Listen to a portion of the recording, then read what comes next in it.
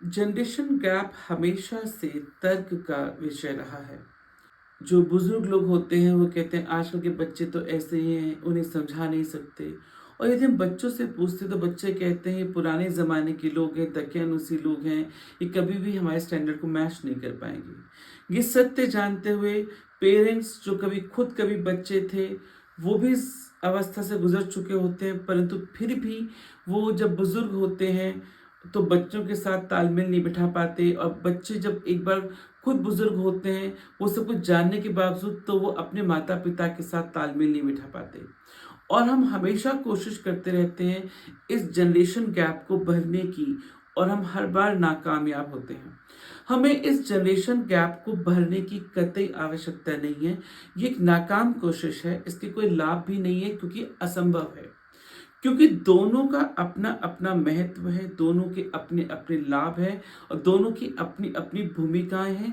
हमें उन्हें ऐसे ही ज्यों का त्यों स्वीकारना होगा, न कि हमको इस गैप को पुराने लोगों को और नए आज के लोगों को भरने की कोशिश करनी है। उसे सिर्फ समझना है। इसको ऐसे समझे जैसे एक पेड़ है। पेड़ में जड़ें भी होती हैं जिस पे पेड़ खड़ा होता है, ऐसे ही ऊपर की टहनियाँ और पत्ते भी होते हैं जिस पे पेड़ आगे बढ़ता है, आज की निशानी।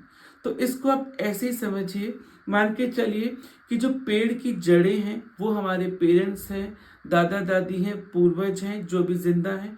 और जो ऊपर की पत्ती है, जो टॉप मोस्ट पत्तियां हैं, वो आज की जनरेशन है।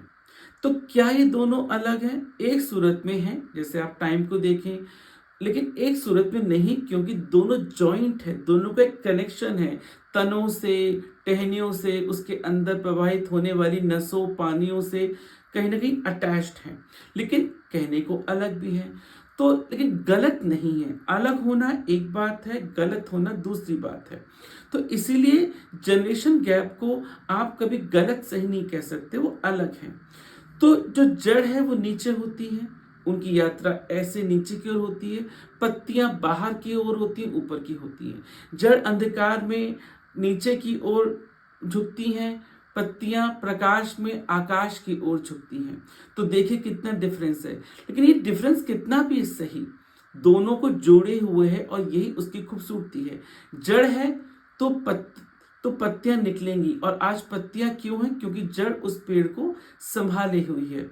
तो जड़ जो है वो पुरानी है, ये पुरानी होने के नाते वो उस पेड़ को संभाली हुई है, और तभी पत्तियां हैं। और पत्तियां प्रमाण है, सबूत हैं उस जड़ की कि आज भी तुम ठीक ठाक हो, जिंदा हो, तभी हम निकल रही हैं, चहक रही हैं, पनप रही हैं। तो पत्तियों को आकाश मिलता है, रोशनी मिलती है, नए नए नज़ारे और मौसम मिलते हैं। तो वही जड़ को अंधकार, गहराई, खाई, पानी, ये सब मिलता है, लेकिन फिर भी दोनों एक हैं। पत्ते को नई नई रंगीनियत, इंद्रधनुष, तितली, भंवरे सब कुछ मिलते हैं, लेकिन अब जड़ को ये सब कुछ नहीं दिखता, लेकिन फिर भी दोनों एक हैं। लेकिन गलत कोई नहीं, एक दूसरे के जुड़े हैं, एक दूसरे से संबंधित हैं और एक दूसरे के साथ तारतम्यता रखते हैं। तो ऐसे ही हमें इस सत्य को स्वीकारना है। दोनों की अपनी भूमिका, जड़ का महत्व है, पत्ते का महत्व है, दोनों के अपने अपने रोल हैं, भूमिकाएं हैं, महत्व और लाभ हैं। हमें इसको भरने की जरूरत नहीं है, दोनों के सौंदर्य को समझने की और स्वीकारने की जरूरत है। इस ढंग से यदि हम देखेंगे तो कभी भी बच्चों को माँ बाप से शिकायत नहीं होगी, माँ बाप को बच्चों से शिकायत नहीं होगी। हम ये नहीं कह सकते कि ये जो नासमझी है जनरेशन गैप के पीछे, ये तो हमेशा से ही रहेगी।